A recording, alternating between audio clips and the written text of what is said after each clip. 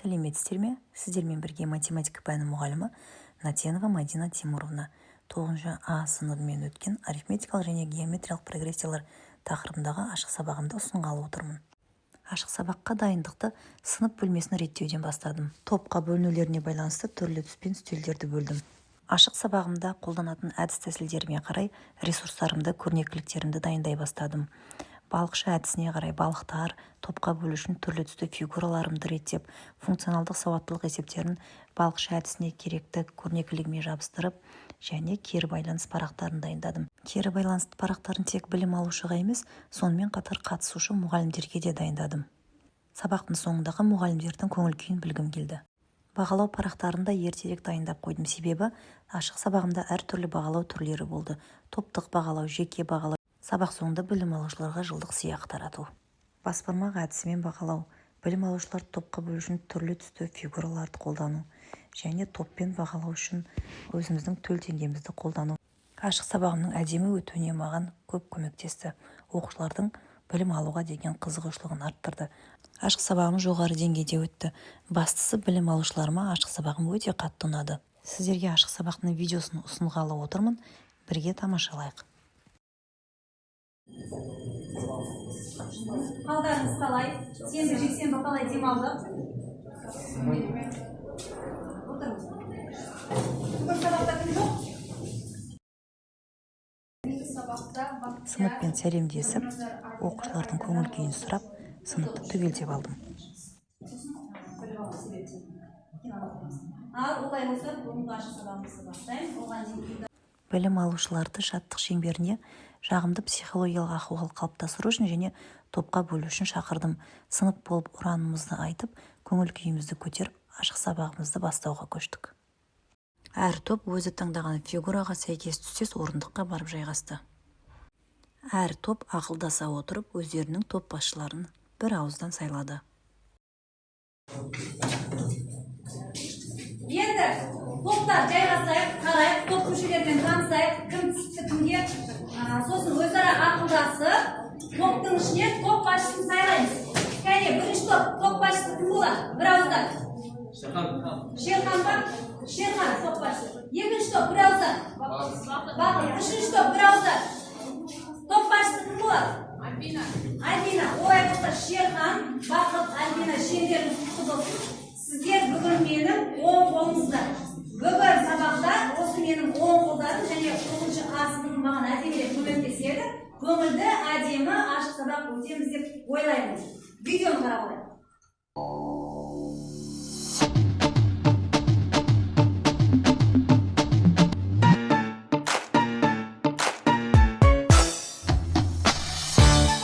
Господа и дамы, новая серия New School Queens.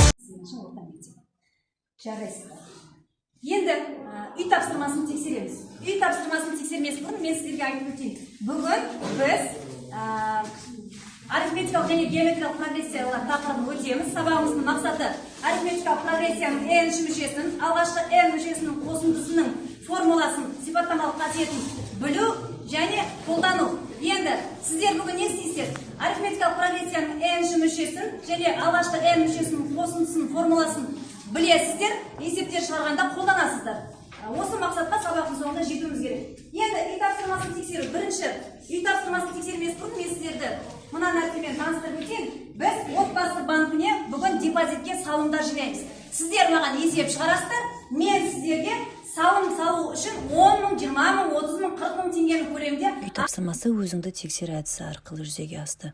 Дайын жауаптарды экраннан қарап, үй тапсырмасының дұрыс-бұрыстығын білім алушылар өздері тексерді. Дескрипторда үй тапсырмасына берілген ұпай саны жазылып тұрды. Әр оқушы бағалау парағына өзінің ұпай санын белгілеп отырды. Сабағымыз отбасы банкіне салым салумен жалғасты. Біз салымды әрбір тапсырманы орындаған сайын салып отырдық. Мысалы, үй тапсырмасын орындағанымыз үшін біз топтарға 10 мың теңгені үлестірдік.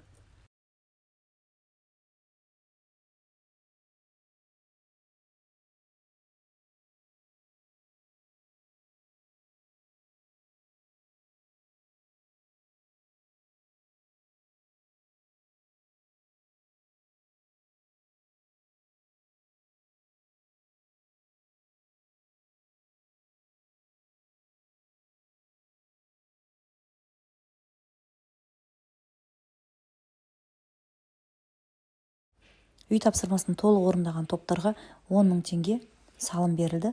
Оны топтар отбасы банкіне депозитке салып қойды. Сабақ соңында депозитке салынған салымдардың суммасын арифметикалық прогрессияның алғашқы n мүшесін қосу формуласына салып, әр топ қанша ақша жинағандығын есептеп береміз. Кім жылдам әдісі арқылы миға шабуыл жасалды. Одан кейін бірінші тапсырмаға көштік. Бірінші тапсырма бізде аквариум әдісі арқылы жұппен жұмыс болып орындалды. Білім алушылар бұл тапсырманы шапшаңдыққа орындайды. Су құйылған бөтелкелерден қима қағаздарға жазылған формулаларды дұрыс тауып дәптерге жазады. Бөтелкенің ішінде 4 дұрыс формула және 4 қате формула бар. Әрбір тапқан дұрыс формула үшін 0,5 ұпай беріледі. Жалпы бұл тапсырмаға берілетін ұпай саны 2 балл. Тапсырма жұппен орындалғандықтан білім алушылар бір-бірін тексерген кезде көршіңді тексер әдісін қолданып, басбармақ әдісі арқылы нәтижемен бөліседі. Бұл тапсырманы топтар орындағаннан кейін екінші салымдарына ие болады. Екінші салымдары 20 мың теңге. Яғни оқушылар өздерінің отбасы банктеріндегі депозитіне 20 мың теңге салымдарын салып қояды. Осымен оқушылар екінші ретті салымдарын жасады. Бұл тапсырма оқушылардың зейінін шоғырландыруға көмектеседі, қолдарының моторикасын дамытады.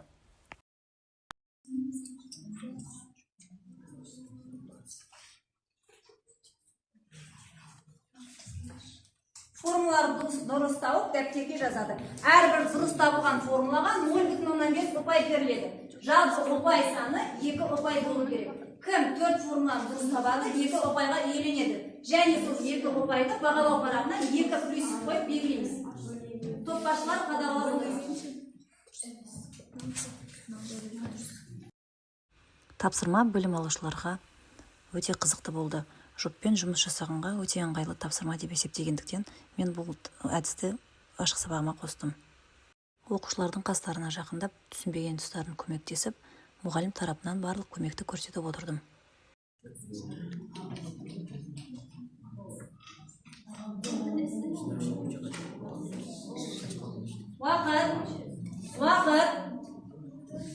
Уақыттарыңыз азалды. Кім бітіп жатыр?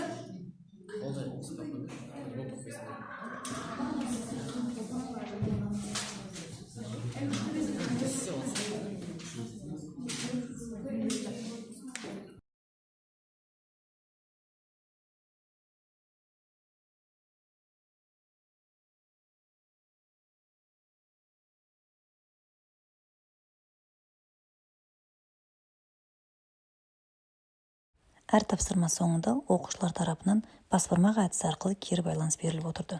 Келесі тапсырма топтық жұмыс. Топтық жұмыс балықшы әдісі арқылы жүзеге асты. Білім алушылар функционалдық сауаттылыққа негізделген тапсырмаларды орындады. Тапсырманы орындап болғаннан кейін жауабын тақтадан тексерді. Арифметикалық прогрессияға байланысты функционалдық сауаттылыққа негізделген есептер өте қызықты есептер болды. Оқушылардың қызығушылығы артты және бұл функционалдық сауаттылыққа негізделген есептер болашақта ұлттық бірыңғай тестілеуде кездесетіндігі туралы айтылып, түсіндірілді.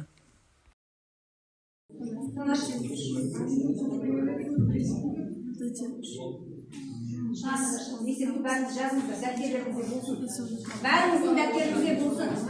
Топ басшылар тексеріп тұрады. Қадағалаңыз.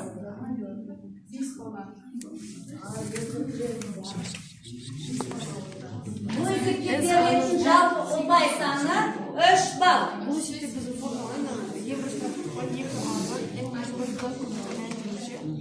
осы формуланы жазасыздар.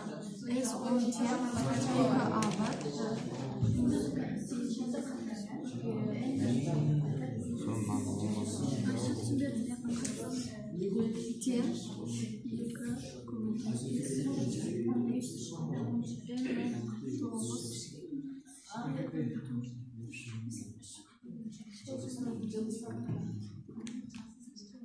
Аяқтаған кезде белгі беріңіздер, смайлық көздер. Аяқтаған кезде белгі бересіздер, жарайды ма?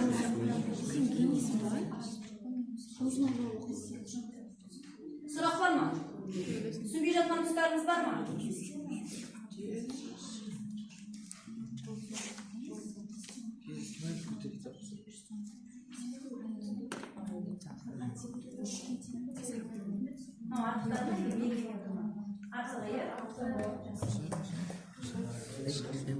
Belirli başlama, olaylarınızda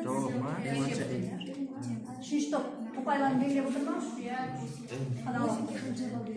Бұл есепке максимальный ұпай саны дискриптор бойынша 3 ұпай. Арифметикалық прогрессияның бірінші мүшесінің айырмасын анықтайсыздар. Арифметикалық прогрессияның n-ші мүшесін анықтайсыздар. Және SN қосындының формуласын анықтап табасыздар. Есеп шығарасыздар. Тапсырманы орындап болған топ смайликтерді көтеру арқылы белгі берді. Топ басшылары берілген тапсырманы оқып, шығарылу жолын түсіндіріп, өз тобының атынан есепті тақтаға шығарып, дәлелдеп көрсетіп берді. Бұл топпен орындалған жұмыс болғандықтан, әр топқа 30 000 теңге сыйақы берілді. 30 000 теңгені әр топ отбасы банкіне депозитіне салып қойды. Және топ басшысы бағалау парақтарының әрқайсысына әр оқушының атынан 3 ұпай белгілеп бағалау парағын толтырып қойды. Топтық бағалау әділ болу үшін есептің жауабы экранда көрсетілді, және экраннан әр топ өзінің шығарған есебін салыстырып, жауабымен сәйкестендіріп, ақиқаттығына көз жеткізгеннен кейін барып, тиісті ұпайларын әрі тиісті бонусный 30 000 теңгелерін иеленді. Функционалдық сауаттылыққа негізделген есептер шартымен әдемі шыққаннан кейін тақтадағы әдемі жазылған есепті білім алушылар дәптеріне көшіріп, үйден тағы да осындай 1-2 есепті құрастырып келуге тапсырма берілді.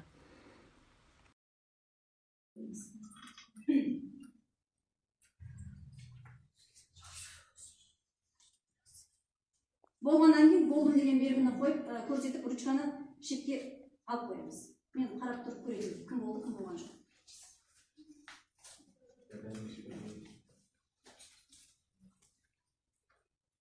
Келесі кезек сергіту сәтіне берілді. Сергіту сәтінде оқушыларға жұмбақ жасырды.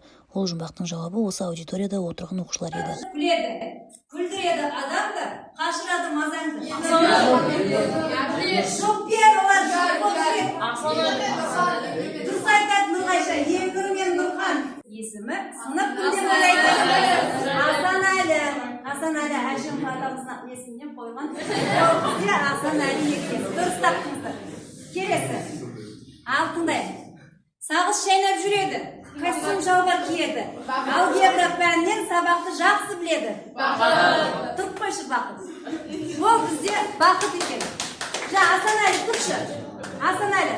Шерхан тұршы. Енді жұптар тұрыңыздаршы. Бізде кім бізде жық-жық етіп жүреді? Елнұр мен Нұрхан. Таныс болыңыздар. Ары қарай келесі. 5-ші жұмбақ. Қыркүйекте әдемі болған еді әдебі. Еркелейді дейін бе? Өзгерді ғой мәнері. Шықты біраз өнері. Дұрыс айтасың. Қанат. Ал. Бізде соңғы жұмбақ қалды. Енді ол адам осы арада отыр. Жұмбақтың жауабының бәрі осы арада отыр. Мұқият тыңдаңыздар. Әдемі әрі дана, әпкей бізде ғана. Бұл мектепте дара, аты оның әпкей деп тұр ғой. Мадина. Әдемі әрі дана, әпкей бізде ғана. Бұл мектепте дара, аты оның Мадина. Жоқ. Қайтадан. Әдемі әрі дана, әпкей бізде ғана. Бұл мектепте дара, аты оның Айдана. Білім алушыларға сергіту сәті өте қатты ұнады. Жұмбақтың жауабы экраннан шығып тұрды. Мұғалім оларды байқатпай түсіріп алғандығы оларға қатты қызық болды. Келесі тапсырма жинақ әдісі арқылы жеке жұмыспен жүзеге асты. Бұл тапсырмада білім алушылар берілген QR код арқылы тестті орындады. Әр оқушы жеке телефонын пайдаланып, QR кодты сканерлеп, берілген тапсырмаға қол жеткізді. Тапсырманы орындап болғаннан кейін жауабын интерактивті тақтадан тексеріп алды. Тест арифметикалық прогрессияның 6-шы мүшесін табуға, арифметикалық прогрессияның айырымын табуға және 25-ші мүшесін табуға және арифметикалық мүшенің қосындысын табуға берілді. Шықпай жатыр ма? Кімде интернет жоқ, кімдік шықпай жатыр ма? Жерден қағазды алыңыз. Дайын қағазды берілген. QR-ды берілген. Ала ғой. Так, кімде шықпай жатыр? Берілгені бар менде.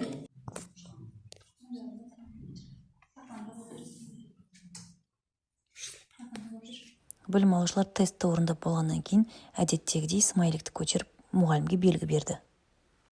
Экраннан жауабын тексеріп алғаннан кейін білім алушылар топпен бағаланды.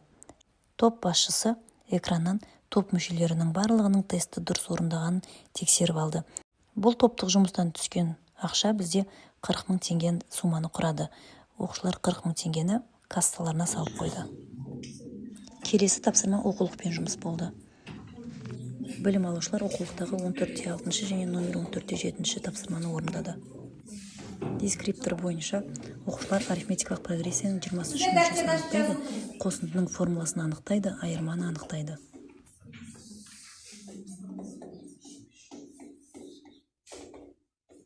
Есептің берілгені бойынша Альбинада тізбек берілген 1,3, 2,1. А20-ны, С20-ны табу керек дейді.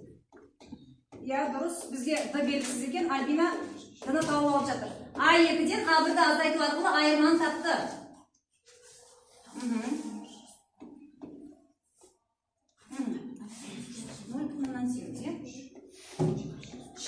Шерхан молодец. Шерхан өте оңай формуланы жаттап алыпты. D тең ана берілген А16-дан А11-ді азайтты, және 16-ның индексіндегі реттік саны бар ғой, 16-дан 11-ді азайтты. Жоғарғысында А10-да 2,5 бөлімде 5. 2,5-ті 5-ке бөлген кезде 0,5. 2-ден 1 шығып тұр. Дұрыс Шерхан. Шерхан есеп оңай екен, молодец Шерхан. Келесі А3 берілген, А8 берілген, айырманы табу керек. Табу керек D деп қойшы аржаға. Шерхан, жоғар жағын табу керек D деп қойшы. Негізі тақтан ана бетіне жазып берді. Тақтан ана бетіне асып жазса табу керек деп. Жоқ, берілгеннің тұсына жаз. А10-ның иясы берілген. Себебі сен екі шөкте бір тақтаға сендірдің ғой. Табу керек да. Сұрақ бересің.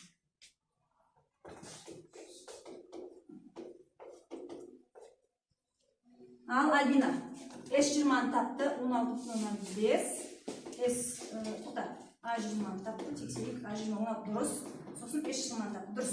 Міне, Альбина оңай формуланы қолданды. Бірінші, D-ны тауып алды, айырманы А2-ден А1-ді азайту арқылы 0,5 шықты. Одан кейін А20-ны тауып алды, А1 қосылған N-1-ді, N деген индексіндегі сан 19,08-ге көбейтіп, 1,3-ге қосты, 16,5, ары қарай. S20-ны Альбина мына формуланы пайдаланды. 2 А1 қосылған N-1-ді емес, А1 қосылған А-н бөлінген 2 көбейтілген N. Мына формуланы табу арқылы, мына А1 берілген, А20-ны тапты, 2-ен қосып 2-ге бөліп 20-ға көбейткен кезде 178. Кәне? Дұрыс 178 жауабы. Келесі тура сондай есеп. Тақтарын шығарып жатыр. Жұптарын үйге аламыз. Жазып қойыңыздар. Есеп дәптерлеріңізде міндетті түрде болсын. Үйге қарайсыздар. Шерхан жарайсың.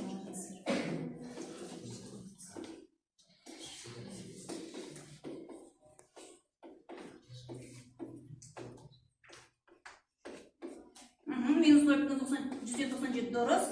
Одан кейін SN-ді тауып жатыр. А1-ге А-ны қосып 2-ге бөліп, N-ге көбейтіп жатыр. Кәне? Минус 38,10 жарайсың. Дұрыс. Есептің жауабы дұрыс. Білім алушылар өздеріне ыңғайлы тәсілмен есепті шығарды. Кез келген формуланы қолдануға рұқсат еді, содан өздеріне тиімді формуланы пайдаланып, есепті қысқа жолмен шығарып берді. Ендігі мәселеде тақырыпты бекіту болды. Тақырыпты бекіту үшін арифметикалық прогрессияның біздің өмірімізде маңызын көрсеттім. Оқушылар 4 рет салым жасау арқылы N-ның 4-ке тең екендігін анықтап, депозитке салған ақшалардың жалпы мөлшерін шығарып, арифметикалық прогрессияның қосындысын есептеу формуласы арқылы депозитке қанша ақша салғандарын есептеді. Осындай сұрақ болады ғой. Тек қана ұбт, N-ті, максималаттылық ондай емес. Өмірде бұл бізге не үшін керек? Не істейміз біз арифметикалық прогрессиямен? Міне, шотқа сіздер ай сайын депозитке ақша салып отырасыздар.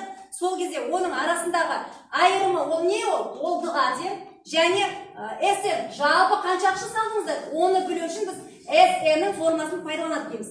Ал егер мынандай нәрсе болса, пайыздар ол всегда 10%-ға, 20%-ға өсіп отыр деген нәрсе болатын болса, онда оны пайыздар сабағында меңгеретін едік.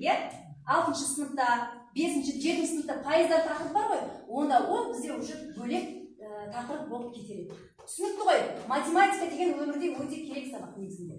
Міне, өмірде пайдаланып тұрсыздар. Қазір қолдарыңыздағы ақшамен бақыттың есептеген формуласымен сума нақты шығады ма? Көрейік. Салыстырып көрейік. Сенде қанша тоқта? Бақыт, қанша салым жасадық? 1000 теңге, 2000 теңге, 3000 теңге, 4000 теңге. Қанша салым? 4. Жөндейміз. Сонымен, енді сіздердің шоттарыңыздағы ақша қанша екен? Тода айтпай тұра тұрыңыздаршы, бақты есептей алыңызшы.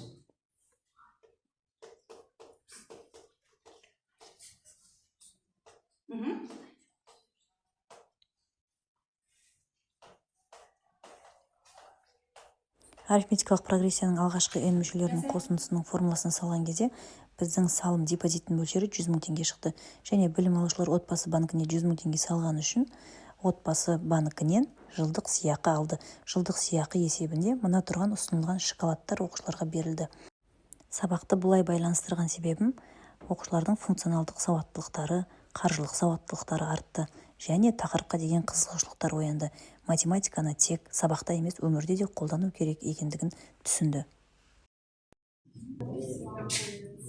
Сыяқтарыңыз құтты болсын. Енді, ашық сабақ ұнады ма? Иә. Не нәрсе үйрендік? Маған бастамаға сізге кері байланыс беріп кетіңіздерші. Өте үлкен рахмет, алғыс. Ашық сабаққа қатысқандарыңыз үшін алғыс. Қонақтар сіздерге алғыс. Енді маған кері байланыс парағын толтырып беріңіздер. Жылдам. Білім алушылар кері байланыс парағын толтырып, бағалау парақтарын толтырып, мұғалімге өткізді.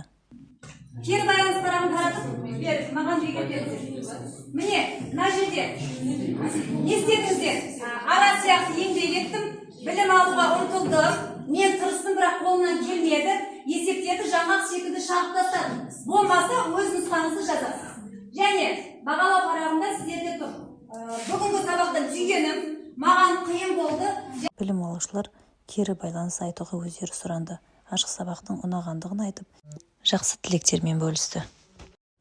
Кері байланыс парағын толтырып болғаннан кейін бағалау парағын аралап, оқушыларға қанша ұпай алғандықтарын біліп, оқушыларға өзім тарапынан бағаларымды айтып қойып шықтым. Бақытта 10 ұпай, 10 ұпай, айдана, 9 ұпай, әбден, 9 ұпай, 10 ұпай, айдыраш, 10 ұпай жарайсыңдар. Ал, қарайшы, ұпайларын көресіңдерші. 7 ұпай, жоқ 9 ұпай, 9 ұпай, 9 ұпай, 9 шерхан 10. Аға, 10 ұпай. Ары қарай, 3-ші топтың ұпайын көресіңдерші. Так. Бағалау парағын көрсетіңіздерші. 8 ұпай, 9 ұпай, 9, молодец ағай. 10 ұпай, 9 ұпай, 10 ұпай, молодец, 9 ұпай.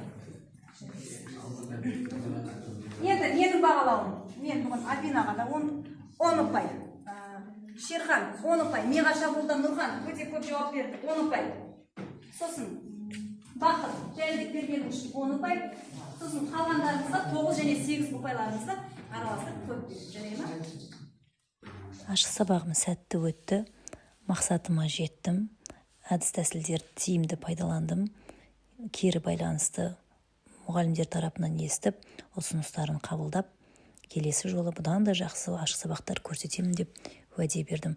Осы ашық сабағымды 5 деген бағамен бағалады.